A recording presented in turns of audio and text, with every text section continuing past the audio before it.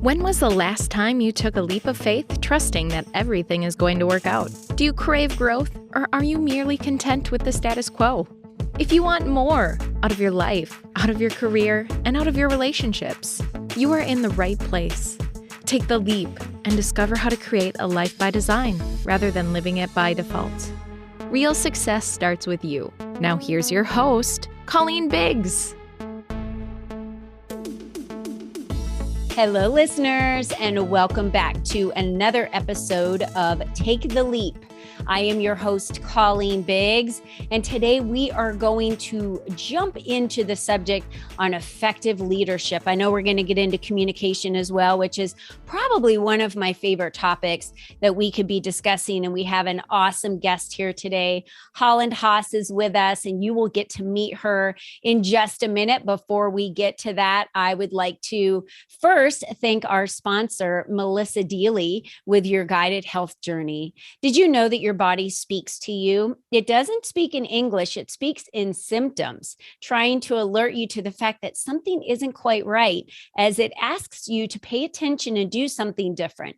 The problem is we are so busy, we don't pay attention. Instead, we consider the symptoms to be aging or seasonal allergies or genetics and keep on going with our daily lives, ignoring the early warning signs. Your Guided Health Journey works with the entire English-speaking world to help you get to the root cause of your symptoms through having you discover your toxic load and using the power of functional medicine lab tests mailed to your home, and then providing you a personalized wellness protocol to guide your body back into balance and literally turning back time to you to feel amazing again. Get started today by taking the free Discover Your Toxic Load quiz at welcome.yourguidedhealthjourney.com/your toxic load. You will be able to feel better soon. Thank you so much for our sponsor, Your Guided Health Journey, for sharing that with us. Now let's get to our guest today and jump right in. And as a reminder to all of you, if you love our show, want to connect more with our guests, are interested in learning how you can find out more about the LEAP community and Colleen Biggs, please visit www.colleenbiggs.net, and you'll be able to click on the community for the LEAP community.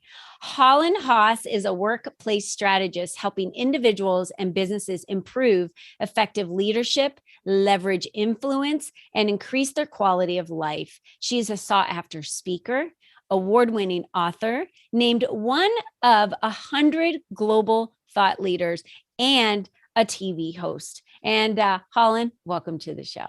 Thank you so much for having me, Colleen. I'm very excited to dive in and have a fun conversation today.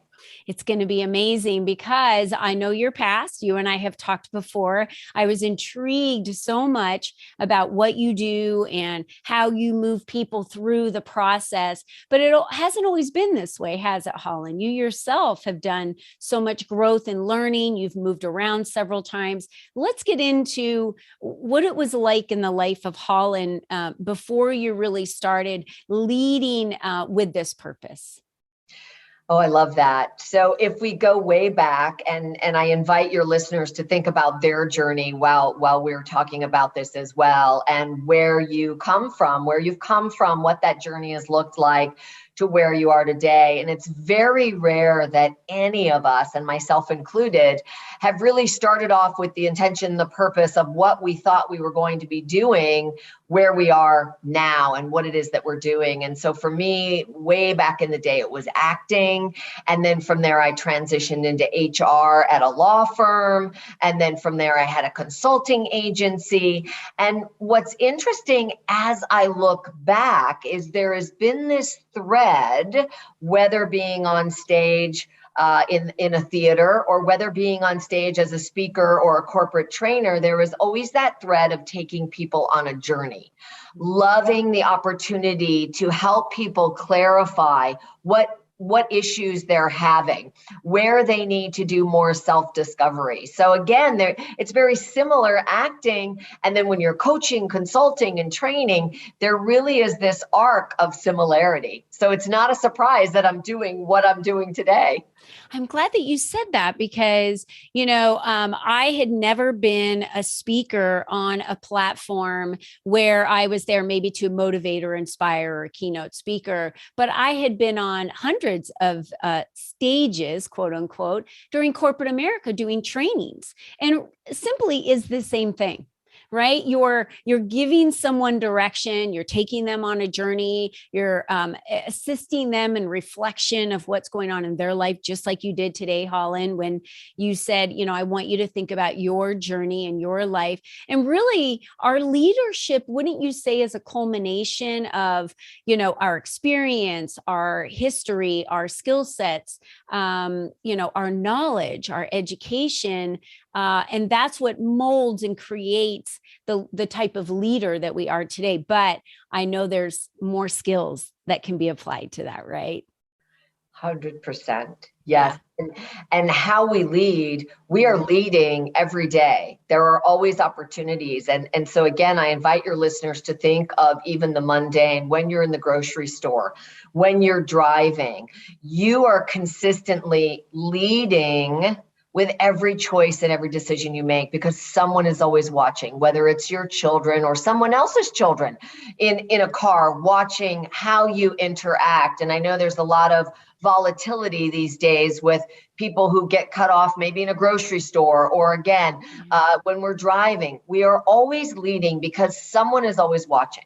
So this takes us into thinking bigger picture, beyond how we are at home, in our communities. How are we in our jobs as well, and how we work, and what does that blueprint look like as well? And so when we think of always leading, it becomes much easier to be a leader because it becomes natural for us. Mm-hmm. It becomes an instinct. It's just how we are in our beingness in the world comes from this space and place of being mindful, being conscious. Let's talk about your leadership here for a minute, Holland. We're gonna move the spotlight to you. You moved to New York City without knowing anyone. What was that like? And why? Oh my gosh. I moved back. So I was accepted to a theatrical school in New York City, Circle in the Square, and they audition about 10,000 people a year, and they take 54 into their program. Wow. And so I was in this program, and really, when I think back to my early days, fish out of water. I came from Denver, and Denver's not a small city. It's also not New York City. Nothing is, right? As I always say, New York City is its own country. It is. Right? It really is. And so here I was in this very big city, trying to meet people, trying to find a place to live, which was very difficult and expensive, similar to what it is now. And it was having to navigate this city while then jumping into a new opportunity of not only going to school, finding a way to support myself as well. And so it was really difficult. I look back and I realize, at the time I didn't realize this, how resilient and tenacious I really am to stick with a dream and to really follow my heart's passion and what I wanted to do, and really trying something different, which is what leadership takes. Again, I didn't think of myself as a leader back then. I was trying to survive. I felt like I was in constant survival mode. However, when I look back, it's like, wow, that really is what it takes to be a great leader. And you didn't have to move. You didn't have to move from Denver to New York. What was the pull for you? What kept you going? Why did you continue to push forward and persevere and survive? Because many times in my life, and I think our listeners can relate to this, we are in survival mode. And it doesn't mean we need to stay in survival mode, but sometimes in our lives while we're learning, we are in survival mode. What was it? What was that pull? What was that trigger? What was it that just kept pushing you to do this that probably felt impossible to you at times? I think one of the biggest focuses for me was always realizing I had a choice. It may not be the choice I like. It may not be the choice I wanted. It may have felt like failure to give up, but I always had a choice that I could turn around and go home.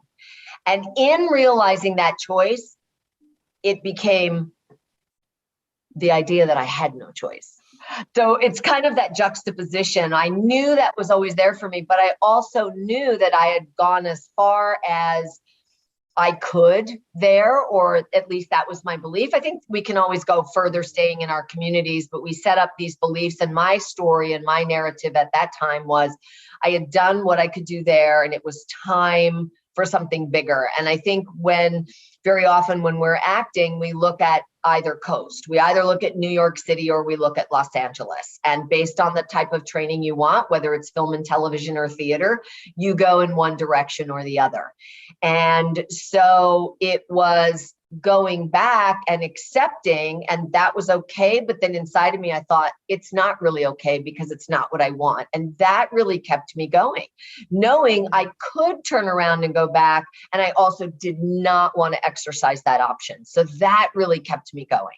Yeah, I love that you said that, because I do an exercise with my clients, and I talk about this a lot on the podcast, where if you list everything, on the left side of a piece of paper that could go wrong, everything that could go right, that could be the desires of everything you want on the right side. And if death isn't on the left side, I say go for it, because we can recover from everything else. Like you said, you could have always moved back to Denver. And I did that when I left my corporate position. It was like, well, if I don't have the money to pay for my mortgage, I could always sell my house, right? I don't need this big, expensive house. I could sell my house. I could move into an apartment. My husband and I would live just fine. So all these options, I could go get another job, right? There's all these options of things that we could do, but the drive was so great to succeed for me in what I was doing that fueled me, because I burned all the other options. To me, just like Think and Grow Rich, the boat, as soon as I drove up, to the island of entrepreneurship, I burned the boat and I was like, nah, I don't think I want to go get another job. This is really what I want to pursue. So I want to deepen my soul to make it work. You want to deepen your soul to make it work for you in New York City. So, I mean, you moved around 9 times, you said, in the first year and a half. I mean, let's talk about that. Why? Why did you? Well, they were short sublets and short-term leases. And again, this is, back in the late 80s. And then I remember getting an apartment that I thought, oh, I'll be able to stay. And I didn't understand illegal sublets at that time, because that really didn't exist where I came from. And it was an illegal sublet. And of course, no one rents their apartment saying this is illegal. So I came home one night. I had been in school. I had rehearsals at the end of the day. I came home. I didn't have to work that night. And as I came up the walk up, it was like crime tape. And my door had this lock on it, and I could not get in. And it was slapped with a sticker that the possession was no longer. And I thought, what is this? And so I had to go to the police station, and they had to explain to me that it was an illegal sublet and that they had been told. And so I had 2 officers that went back with me, almost like to the scene of the crime, that went back with me to the apartment. One of them who was just rolling his eyes like, I can't believe we have another, person who's fallen for this, and another one who was very compassionate. And they opened up the doors and said I had 10 minutes to get everything I owned out of the place. And so I had one that was standing in the hallway and the other one that came in, and I'm getting out luggage and bags, and I'm neatly folding and putting, opening drawers. And the guy's like, you got to move faster than this. And he's just like, you want this? And he just starts throwing stuff in the hallway, because I could tidy up and neaten up once they shut the door after those 10 minutes. So it was a huge wake-up call to, again, it got me sharper, it got me smarter. And there again, I was, what next? And so what doesn't kill you does definitely make you stronger. That there is so much truth to that. And again, realizing, okay, I guess I would just leave. And it's like, I'm not leaving. The school year's not over. I've paid a lot of money for this program. I'm not leaving and giving up. And so it almost gives you that where you're just so angry and so upset. You are not going to give up. You're just going to fight all the harder thing. And that really was in me as well. And so I just kept moving around to find what I needed. And there wasn't a lot of it. So I just had to move. And I can tell you, you pare things down. You get rid of the extra, because it seemed like every time I moved, it rained or snowed that year in New York City. And so bags and boxes would break, and I would just see things, on the sidewalk, and I would just stand there and go, oh, well, I can't, I have nothing to put them in. I'll just keep loading the taxi. Yeah. Oh my gosh. So resilient, like you said. And I love the piece about it really does make us stronger. That's where the grit is formed. And, a lot of other people that are in my life don't agree when my husband and I say that we'll allow our children, who are married, who have children, to move in if they needed to temporarily while a house was being built, or, they just needed to land somewhere and they couldn't find an apartment for a month or two. But one thing we don't do, and this isn't in every family, but we don't allow our friends or family to borrow money from us. And that we have a simple philosophy for it. Because if I give you the funds, then I take away the opportunity that exists in front of you to exhaust all methods to find what it is that you need, right? And not everybody agrees with that, but I love that you went through what you went through, because you had to exhaust all opportunities to continue to grind to get where it is that you wanted to go. If someone would have just rescued you from that, then I don't think that you would have had the experiences that you had that really led you to be the strong leader that you are today, Holland. Well, I think what happens, Colleen, and to your point, if I would have been rescued in a way of just piling a lot of cash on, or, a strategy of just come here for a weekend and take a rest and we'll fly you back. I didn't come from those means, so it really wasn't an option. I think, though, when those options are so readily available, what happens is the escape hatch in the brain is always working at least 50% of the time, escaping in a way that you don't have to be accountable for, that you're not losing anything. So you see, that was my money that paid for the program. So certainly the home would be open and I could always go back. And my mother had made that really clear. However, it wasn't as though when I walked in the door, if I lost tens of thousands of dollars, that she'd just be standing there passing out the money saying, don't worry, darling, figure out the next thing that you want to do. That money would be gone. The opportunity would be gone. Yeah. The money to have paid for the opportunity would be gone. I would be in debt. Then getting back home and shipping things back, I'd have to find a way to pay for that. So when you start to realize that you don't have, to your point, that someone is not funding you, that someone is not taking care of that, it shuts down even wasting time. And it is a time waster to sit and think, do I make that phone call? Do I ask Colleen, will she get mad at me this time? Do I promise her a 3-month payback plan or a 6-month or a 9? All that time that gets wasted, which is inefficient for you to lead your own life and to learn how to go after what you want, that's an ineffective way to utilize your time. And it's better, what do I do? Why do I do it? What do I want? Why do I want it? Now, how do I make it happen? Yeah. And for me, it meant, okay, I've got to get a job now that is more than the weekends. I need a couple of nights a week because I've just lost some money. And so now I'll ask, is this an illegal sublet? And I'll make somebody sign a piece of paper on that. And so we learn these different skills as we move along based on what's happening in real time. And it is always better to have emotional support in the way of conversations and brainstorming to help us with our neurochemistry, as opposed to money being thrown at us. Yeah.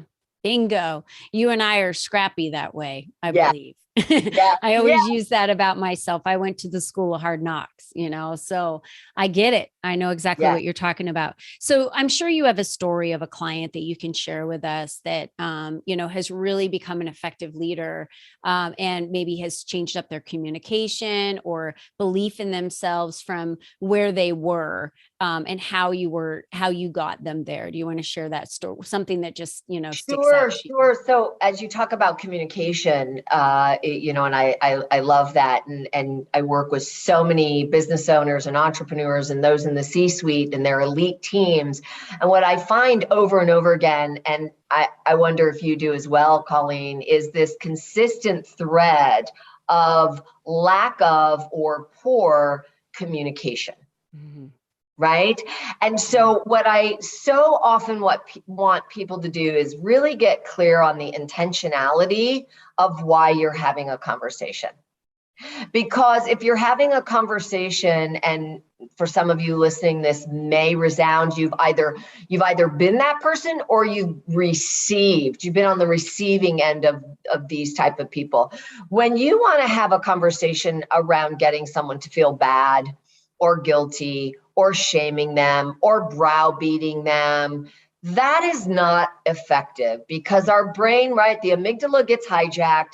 We go into fight, flight, or freeze, and you are not getting through to that person. You may think you are because they're sitting in front of you and they're being very polite because they have to. Maybe that's your direct report or someone you work with on your team, and they've been raised in a way to just sit there and nod their head. I promise you, though, you are not getting through to that person, and you are actually burning your collateral with that person. You're burning that bridge.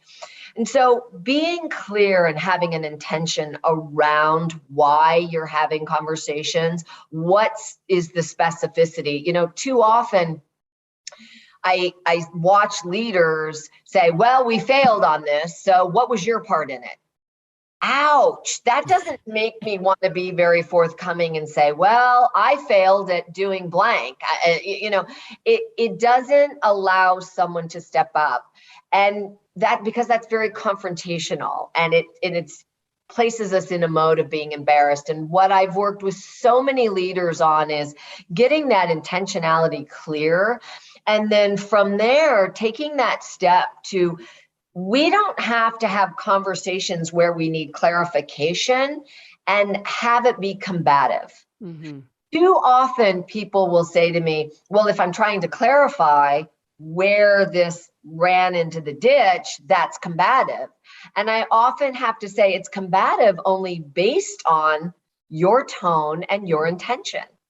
And if my intention is to embarrass you, if my intention is to make you feel inept and inadequate, then that's going to show up in my languaging, my tone, my body language, versus if I'm truly coming at this from a place of curiosity and really wanting to understand. So together, we can come together, we can minimize that collateral damage by making sure that as the project moves forward, or as we move into the next phase of implementation, that it doesn't run off into the ditch again, by understanding how it ended up over there. Yeah.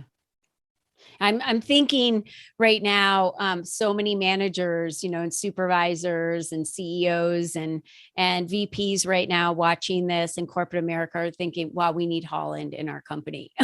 Because there's number one thing, it's always the disconnect of communication, right? And I saw a video the other day, and Simon Sinek was one of the first people when I started my personal development journey in corporate America that I started following. And I love that he talks about empathy for people, right? If you were to approach someone and say, you didn't hit your numbers and this is the third quarter in a row, and I can't guarantee that I'm gonna be able to help you out next quarter, so your neck is on the chopping block. Right. That doesn't really help that person learn to succeed. Right. No. But if we were to ask them, hey, what's going on? How are you? Yeah. something going on in your life, where can I help you?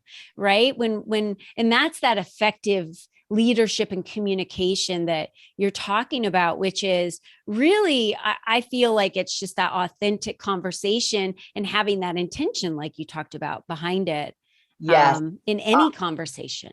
I have helped so many organizations and individuals as we are in our, entering that third year. We're actually in that third year of again, this upheaval in corporate and the pandemic fallout, and really helping them to help their people and themselves to process the trauma. Yeah. No one is talking about that. And it's almost as if, again, it's a dirty little secret. And what we don't realize is this is one of the first times, I think it's probably, if we really look back historically, it's probably the only time that when we think about every single continent, not the penguins, but maybe they're in trauma too. They probably are as the ice melts. So, it is something that all of us are experiencing, whether it's at a 1 or a 10. Every single person has experienced some level of trauma. Yes, ma'am. During this pandemic. And so when you stop and think about what are we at now, 6 billion, 7 billion, whatever that number is, that is a lot of people. And when you just stop to realize continents, countries, cities, different cultures, socioeconomic backgrounds, all of, educational backgrounds, every one of us at a different level, this has impacted us.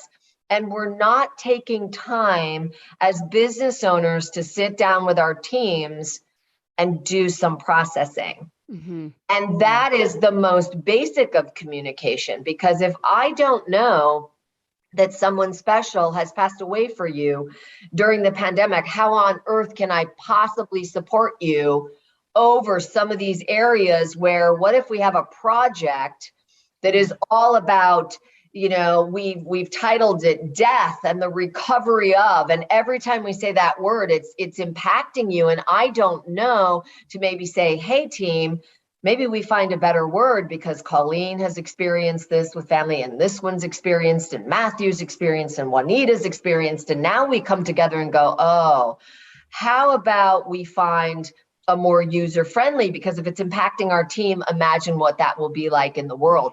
That is leadership and how we're communicating. And we can't do that if we don't have that EQ and that trust with each other to really have that safe space and place to unload what we're experiencing. Agreed. Yeah. Empathy needs to be in the workplace for sure. And well, I mean, we'll never be the same. Any of us who have, lived through it, and are on the other side of it, are still going through it. For a lot of people are still affected, children as well, that have experienced it for the first time at such a young age. And so, that changes how we parent our children as well. And we're living in a new normal, and we all have to embrace and understand that. And the communication piece is huge. So I think, we'll title this Communication and Effective Leadership, because communication really becomes the number one key to how you become an effective leader. It starts with communication. So Holland, I know that many of our listeners are going to want to connect with you, and you have something to give away today. So how is it best for our community to reach out to you, to follow you, to get within your community, to learn more about you, to connect with you? Yes. So you can always find me. I'm on LinkedIn. It is my name, Holland Haiis, and I know that'll be shared with you. You're seeing this now, I think, and you'll see it again in chats. And then really, I have an offer. And so I have something I want to give to those who've been listening. So my book, Consciously Connecting. And so this is really going to help you with the thread of not only better communication, this is going to help you be more conscious, more aware of how you connect to yourself on so many levels. What do you do for self-care? What do you do for your boundaries? Are your goals truly your own goals, or are you living someone else's goals and life? Because you can't be your best you. You can't be your best leader unless you know yourself. So this is 12 months. Each month has its own theme. And then within that theme, there are 4 weekly exercises, and it's more exercises of beingness in the world and things to try, as opposed to doing and, creating a bucket list of things. That's not what this is. So this is that journey to really help you get that thread to your own power, both personally and professionally. So for the first 3 listeners who reach out to me, my link is going to be in the chat for you, and it's through my website on my page to connect with me. And again, in the subject line, you write book and you give me your information. I will give to the first 3 of you who reach out, I will share this tool with you. And not to fear, if you are not one of the first 3, not to worry, because it is okay. I will offer you a strategy session, a free 20-minute, high-level, high-impact, high-performance strategy session to help you in an area where you feel most disconnected and would like some help with your leadership. So something for everyone that has taken their time to support today by coming to Colleen's amazing community. And I just want to say, make sure you check out her LEAP community as well, because she's doing incredible things. Thanks, Holland. That's a wonderful gift. Thank you for giving that to our listeners. And I love books that have, exercises in them and to-dos, because that's really how we learn. Everyone has heard me say it. If learning is beneath you, then leadership is beyond you. So we need to be students of our lives and learn. And there's so much more we could be learning every single day. So Holland, thank you for joining us today on the show. So important that we're communicating not only in our relationships and our communities, but in our jobs and our careers and with those that we work with. So thank you for bringing that to us today and sharing your wisdom. We really Thank you for having me as a guest. This has been an absolute pleasure. I am a fan of yours. So again, thank you for allowing me to spend time with you and your community. Absolutely. And listeners, I just want you to remember that you're the only you that has ever been. You're the only you that will ever be. So how you effectively communicate and become a leader, it's up to you. It's in your hands. So no complaining about it. Just step into the learning process to become the best leader you could possibly be. And Holland, again, thank you for being with us. And until next time, everyone, be sure to be you and be strong. And we'll see you next time. Bye-bye for now. We hope you enjoyed our show today, as our guests shared their secrets on designing their life by taking the necessary leaps to expand their influence and attract the right people and clients into their lives. To start these easy steps for yourself, be sure to visit www.colleenbiggs.net/freebies to download the 7 ways to increase your exposure today.